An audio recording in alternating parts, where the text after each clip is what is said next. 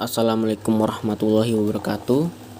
Kami dari kelompok 10 di sini akan menjelaskan tentang penghampiran fungsi. Nah, misalkan di sini ada hasil data suatu percobaan. Ada ketika X1 itu menghasilkan data Y1. Kita namakan titik P1. Kemudian titik P2 itu ketika X2 maka kita dapat Y2 dan seterusnya.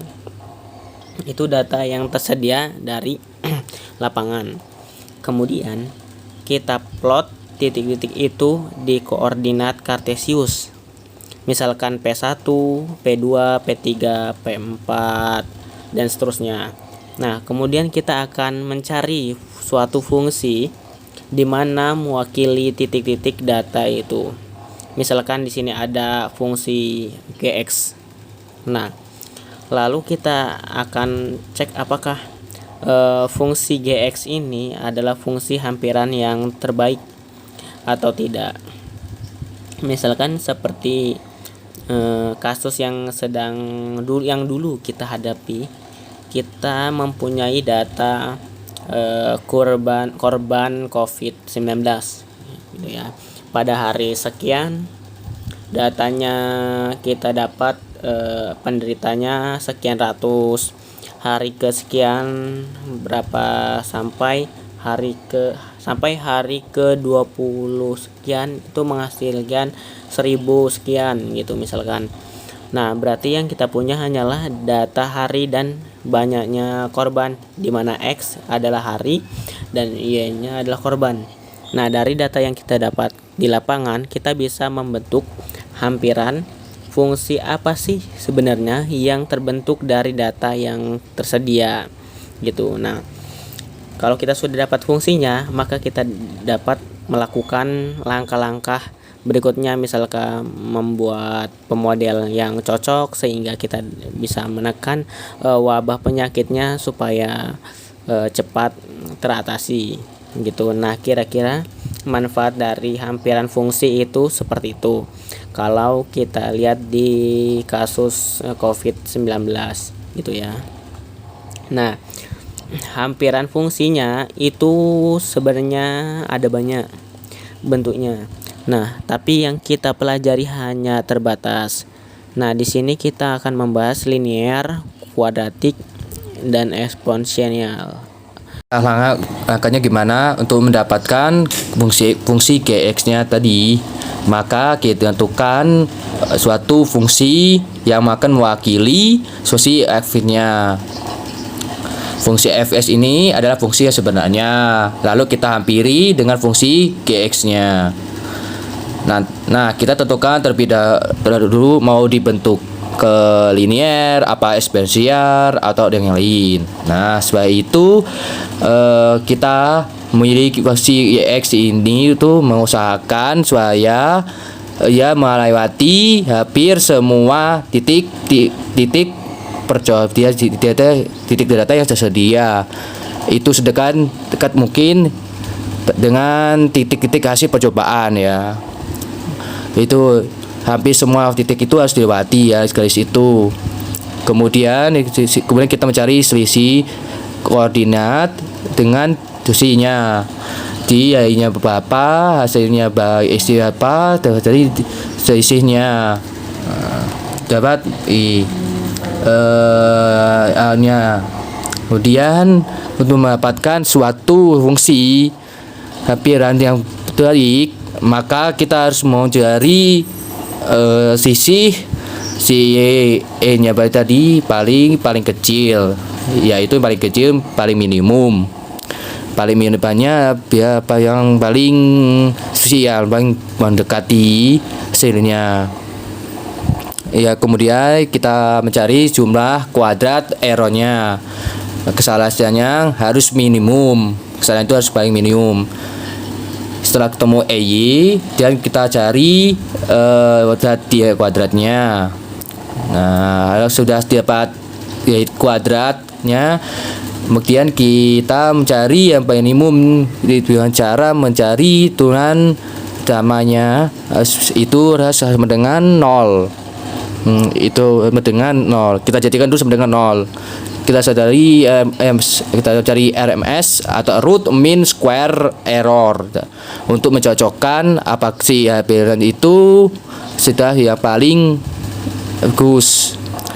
Kita mau cari RMS, otomatis kita mencari RMS yang paling kecil. Semakin kecil RMS-nya, maka fungsi ampernya mendekati titik data yang tersedia. Nah, kira-kira seperti itulah. Nah, kalau kita pelajari nanti ada 4 metode berfungsi fungsi linier, metode linearisasi fungsi eksponen, metode linearisasi fungsi pangkat, metode kuadrat kecil untuk kurva kuadratik. Jadi ada 4. Yang pertama kita masuk yang pertama, metode kuadrat terkecil untuk fungsi linier ya. Nah, 1. Metode kuadrat terkecil untuk fungsi linier. Bentuk umum fungsi linier G dalam kurung X sama dengan A plus BX. Selanjutnya selisih ordinat antara titik hasil dengan fungsi Gx E1 sama dengan Y1 min G X sama dengan Y1 min A plus BX. Jumlah kuadrat dari hasil kesalahan dalam kurung error harus minimum. D kuadrat sama dengan sigma EI kuadrat sama dengan EI kuadrat sama diganti dengan Y I min G X I kuadrat. Sigma YI min A plus BX I kuadrat.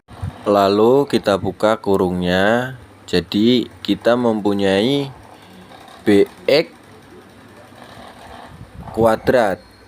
Nilai D kuadrat akan minimum jika turunan pertamanya sama dengan 0, sehingga akan dicari turunan parsial terhadap A dan B.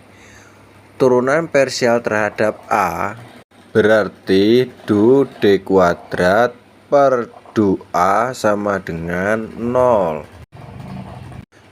Berarti du sigma YI min A BX 1 dikuadratkan per du A sama dengan 0.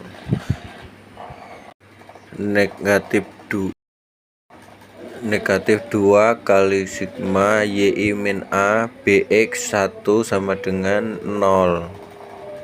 Lalu kedua ruas dibagi min 2. Berarti sigma YI min A min BXI sama dengan 0.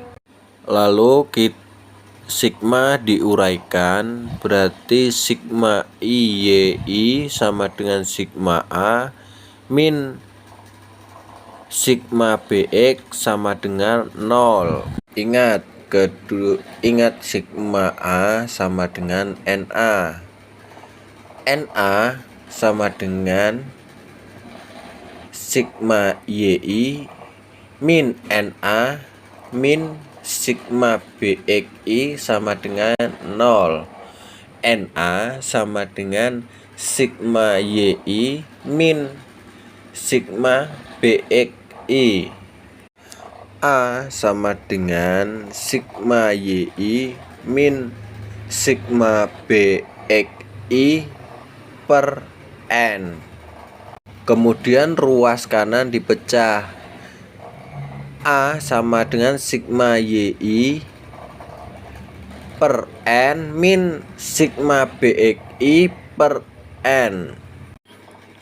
Ingat, B adalah konstatan, jadi A sama dengan sigma YI per N min B sigma xi per n. Berarti du D kuadrat per du B sama dengan 0. Du sigma yi min A min BXI kuadrat per du B sama dengan 0. 2 sigma sama dengan yi min A min BXI min XI sama dengan 0.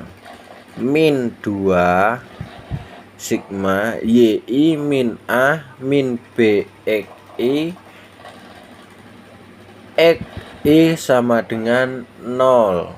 Kedua ruas dibagi min 2. Jadi sigma yi min A min BXI XI sama dengan 0. Lalu dikalikan sigma XI yi min AXI min BXI 2 sama dengan 0. Lalu sigmanya diuraikan, sigma XI. Nah, selanjutnya A dan B, A-nya kita keluarkan ya. A-nya keluar. Nah, padahal A tadi kita sudah dapat. Rumusnya menjadi sigma yi per n dikurangi B kali sigma xi per n. Gitu ya. Kita ganti A-nya pakai rumus yang tadi. Nah, kemudian kedua ruas kita kalikan n. Berarti kita punya n sigma xi yi sama dengan, ini n-nya dikalikan berarti tinggal sigma yi min b sigma xi dikali sigma xi plus n kali sigma bxi kuadrat. Nah, lalu kita kalikan ini.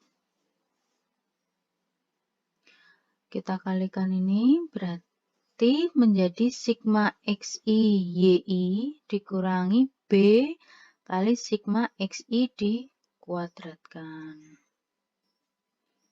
Nah, kita punya ini. Nah, selanjutnya kita kan mau mencari b.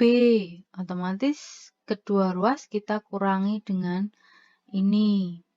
Berarti kita punya n sigma xi yi dikurangi sigma yi kali sigma xi sama dengan negatif b dari sigma xi kuadrat plus n kali sigma bxi kuadrat. Nah, b-nya kita keluarkan, ini yang ini kita keluarkan, berarti menjadi nb sigma xi kuadrat.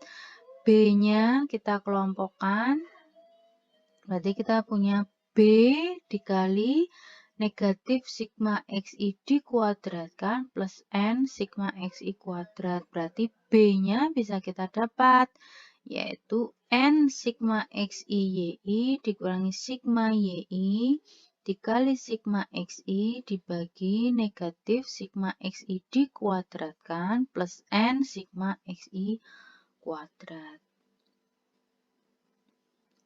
Nah, kemudian ini cuma tinggal mengubah ini ya, biar yang di depan posisinya adalah yang positif, berarti n sigma xi kuadrat dikurangi sigma xi dikuadratkan. Nah, ini rumus B-nya, berarti kita sudah ketemu A dan B-nya. Kita kalau mau membentuk ke fungsi linier gx sama dengan a plus bx, maka a-nya kita cari dengan rumus ini, sigma yi per n dikurangi b sigma xi per n, dan mana b-nya kita menggunakan rumus yang ini, n sigma xi yi min sigma xi dikali sigma yi dibagi n sigma xi kuadrat dikurangi sigma xi dikuadratkan. Nah, Berarti tahapannya kalau kita mau mencari fungsi linier, kita cari B-nya dulu. Setelah ketemu B, baru kita dapat mencari yang A. Lalu kita cari GX-nya, di mana A-nya sekian, B-nya sekian, gitu ya. Itu tahap. Contohnya, di sini disediakan titik data ada 5 ya. Ketika X1 Y-nya 0,5, ketika X-nya 2 Y-nya 1,7 dan seterusnya. Nah, kita diminta mencari fungsi x, fx, di mana fungsi itu metode kuadrat hasil untuk fungsi linier. Nah, berarti kita buat tabelnya dulu, di mana I data berapa, dan kemudian X-nya sekian, Y-nya sekian. Mencari A dan B terlebih dahulu. Kita jumlahkan, SI-nya hasilnya 15, Y-nya 19,7. Lalu kita cari XI, YI. Berarti 1 kali 0,5, 2 kali 1,7, 3 kali 3,4, dan seterusnya. Seperti ini. Lalu kita jumlahkan, hasilnya adalah 78,9. Lalu kita cari SI kuadrat, 1 kuadrat, 2 kuadrat, 3 kuadrat, 4 kuadrat, 5 kuadrat. Lalu kita jumlahkan, hasilnya ini. Nah, data itu lalu kita substitusikan ke rumus A dan rumus B. Tadi kita tuliskan datanya 15, sigma YI adalah 19,7, sigma XI adalah 78,9, sigma I kuadrat 5,5, N nya ada 5. Kemudian kita masukkan ke rumus, kita cari yang B nya dulu, 5 dikali 78,9 dikurangi 5, 15 dikali 19,7 dibagi 5 kali 55 dikurang 15 kuadrat. Tuh, berarti B nya kita dapat 1,98. B nya lalu kita substitusikan untuk mencari A. A nya sama dengan 19,7 dibagi 5 dikurangi 1,98 dikali 15/5. Berarti kita punya A nya negatif 2. Setelah ketemu A dan B, BX nya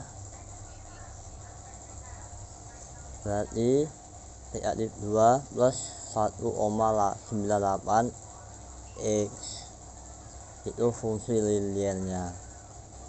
Nah, untuk kita harus cek ELMS nya ya. Kita cek. Nah, tadi kita tahu DX nya ini negatif 2 plus 1,98 X. Data yang tadi kita bentuk lagi, melanjutkan tabelnya. Kita membutuhkan ini, N sudah tahu, DX min YI. berarti dari X ya ini nilainya 1, 2, 5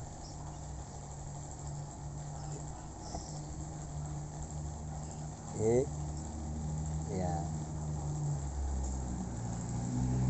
kita tambah ya tabel Y X Y berarti 1 disebutkan ke sini negatif 2 tambah 1,98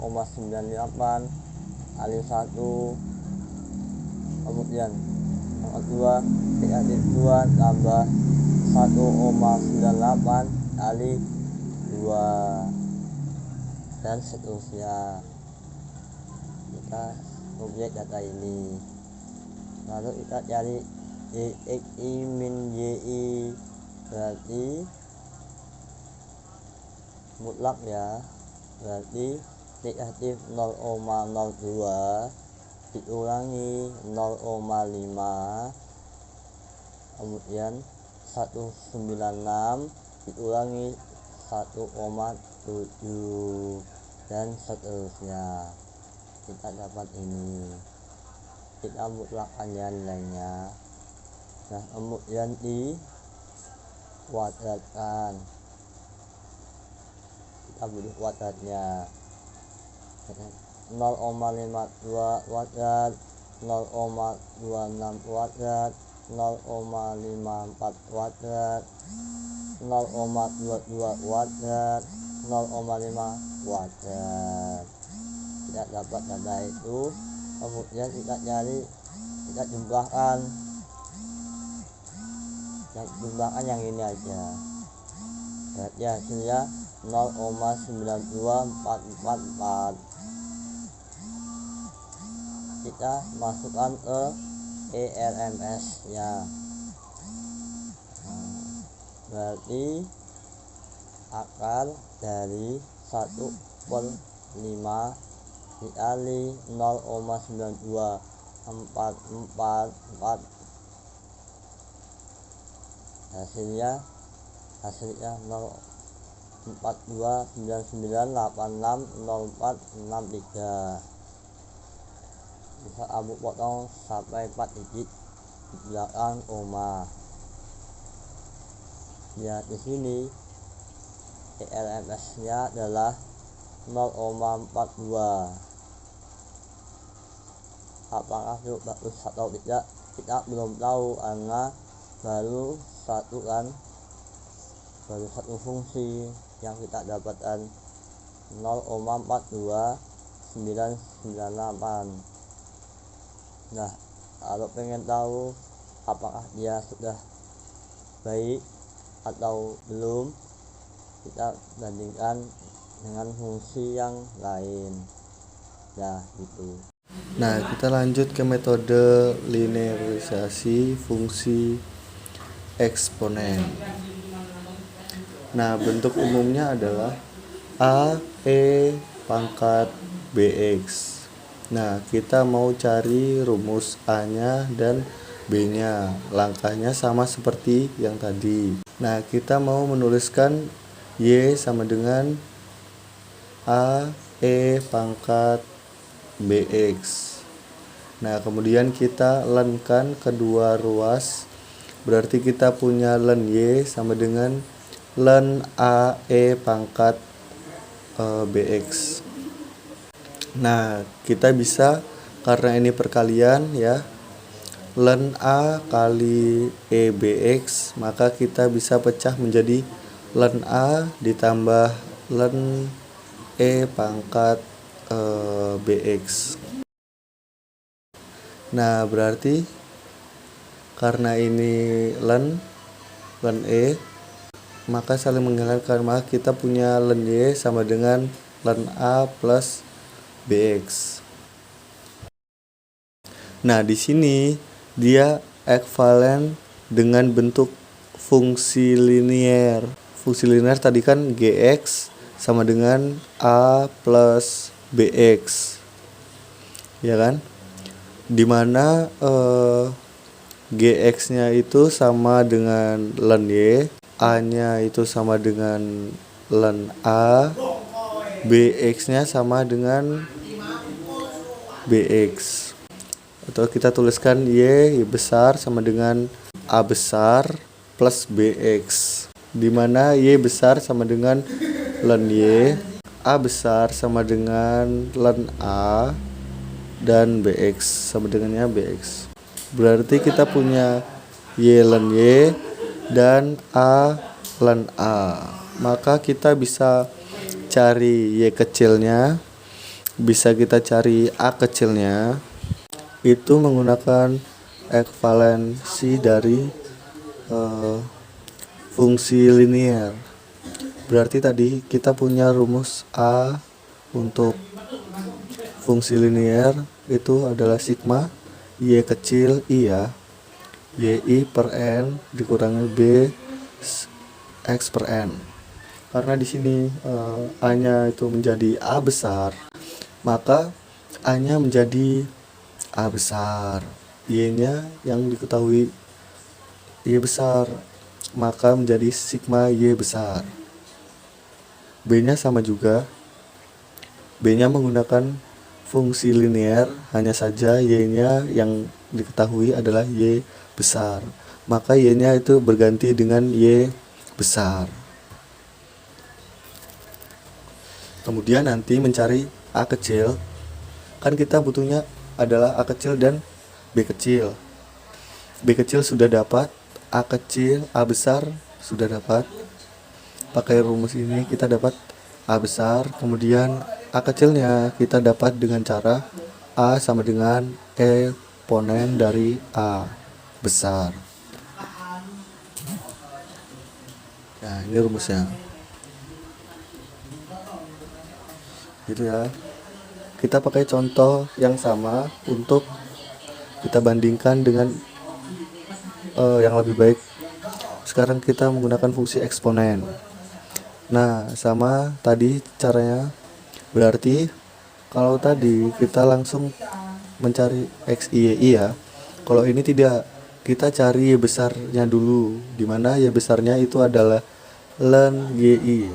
Berarti 0,5, ln 1,7, ln 3,4, ln 5,7, ln 8,4.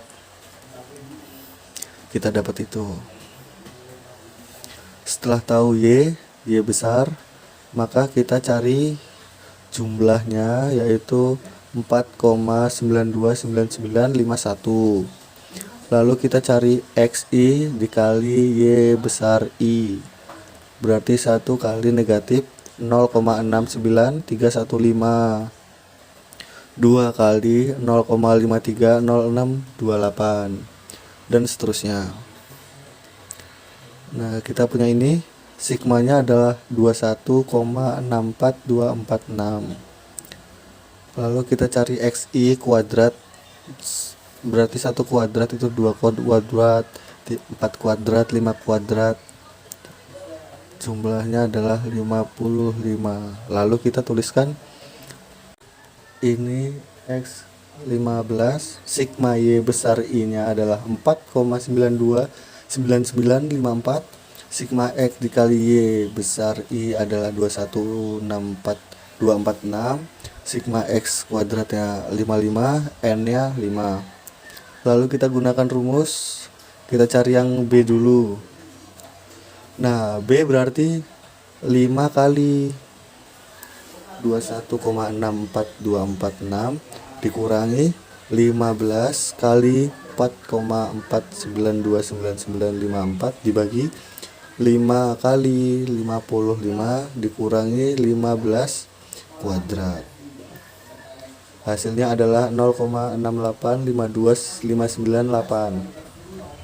Lalu kita substitusikan ke sini, berarti kita dapat A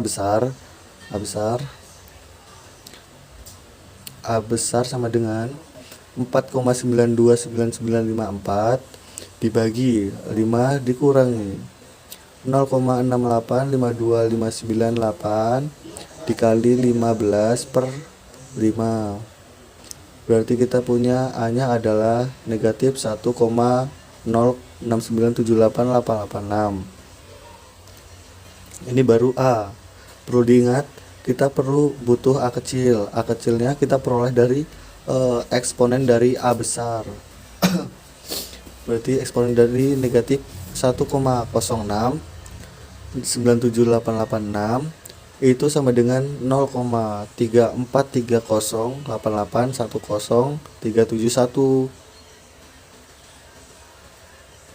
Nah, kita sudah dapat A-nya adalah 0,34308810,371. Nah, kita bentuk ke fungsi eksponennya Bx, berarti sama dengan 0,34308810,371 E pangkat 0,6852598 X ya, jangan lupa. Nah, itu fungsi eksponennya. Apakah sudah yang terbaik? Maka kita perlu cek ERMS-nya. Langkahnya adalah berarti sama ini tadi GX-nya, kita tulis dulu lalu kita tambah tabelnya. Kita mencari GXI. Berarti 1 disubstitusikan ke situ. 0,343088110371 E pangkat 0,6852598 X kali 1. Kita dapat G1. Lalu G2. Berarti kita ganti X-nya 2.